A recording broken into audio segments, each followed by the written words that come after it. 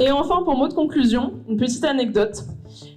Quand j'étais candidate en 2020, et le monde a tellement changé en 6 ans que j'ai l'impression que c'était dans un autre monde.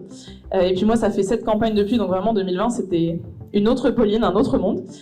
Et bien à l'approche du premier tour, j'ai demandé à un cadre écologiste, mais David, si jamais je gagne à Boulogne, vous viendrez m'aider quand même un peu? Il avait rigolé, et je comprends, et il m'avait dit, tu sais Pauline, si tu gagnes Boulogne, on aura d'autres problèmes. Ça veut dire qu'on aura gagné la France. Et puis depuis, j'ai appris. J'ai adapté mon objectif. Si on gagne Boulogne, on gagne la France. Ok. Et au début de mon discours, je disais, à l'époque, on a souvent dit quand Billancourt éternue, la France s'enrhume.